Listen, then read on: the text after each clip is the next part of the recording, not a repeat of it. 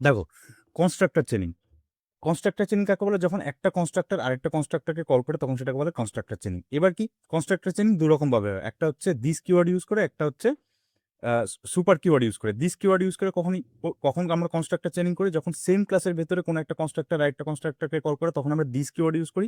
আর যখন প্যারেন্ট ক্লাসের কোনো কনস্ট্রাক্টরকে কল করে তখন আমরা সুপার কিওয়ার্ড ইউজ করি। একটা জিনিস মনে রাখবে, যখন সেম ক্লাসের ভেতরে কোনো অপারেশন হয় না তখন দিস কিওয়ার্ড ইউজ করা হয়। আর যখন প্যারেন্ট ক্লাস রিলেটেড কোনো অপারেশন করি আমরা তখন আমরা সুপার কিওয়ার্ড ইউজ করি। এই দিস আর সুপার কিওয়ার্ড পরে আমরা একসময় পড়বো।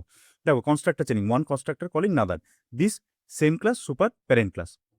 আচ্ছা, এটা আমার ক্লাস কম্পিউটার স্টুডেন্ট। এখানে দুটো কনস্ট্রাক্টর আছে, একটা হচ্ছে প্যারামিটারাইজ কনস্ট্রাক্টর, একটা হচ্ছে ডিফল্ট কনস্ট্রাক্টর। আচ্ছা, এটা আমার মেন মেথড। এখানে যে নিউ কিওয়ার্ড ইউজ করে আমি যে অবজেক্টটা ক্রিয়েট করেছি সেখানে আমরা অবজেক্ট ক্রিয়েটের সময় আমরা প্যারামিটারাইজ কনস্ট্রাক্টরটাকে ইউজ করেছি। চলো দেখি। CMD javac test dot Java, আমি কম্পাইল করলাম। Java test. দেখো, এখানে হ্যালো ওয়ার্ল্ড প্রিন্ট করেছে। মানে কি? মানে হচ্ছে এই যে এখান থেকে যে ভ্যালুটা পাস করছি সেটা এই প্যারামিটারাইজ কনস্ট্রাক্টরটাকে কল করে এখানে প্রিন্ট করাচ্ছে। ঠিক আছে, এবার আমরা কি করব?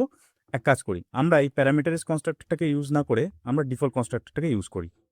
মানে এখন এই জিনিসটা প্রিন্ট হবে। আমি যদি কম্পাইল করি,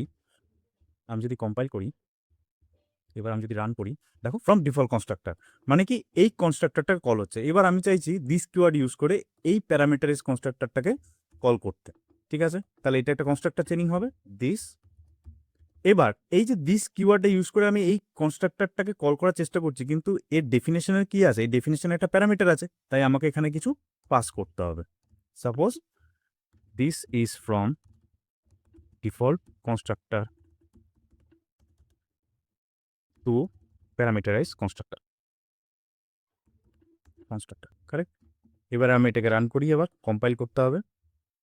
কম্পাইল করলাম, রান করলাম। দেখো, তার মানে কি এখানে কনস্ট্রাক্টর চেনিং হয়েছে। আমরা যেখানে এখানে দেখো আউটপুটটা কি হয়েছে, this is from default constructor to parameterize constructor from default constructor. মানে কি এখানে ডিফল্ট কনস্ট্রাক্টর ইউজ করেছি, মানে এটা প্রিন্ট হচ্ছিল, কিন্তু তার আগে আমি এই প্যারামিটারাইজ কনস্ট্রাক্টরটাকে কল করেছি। মানে কি এই যে এই লাইনটা, এই এই যে লাইনটা হচ্ছে এ ইন্টারনালি এটাকে কল করছে, এই প্যারামিটারাইজ কনস্ট্রাক্টরকে কল করছে।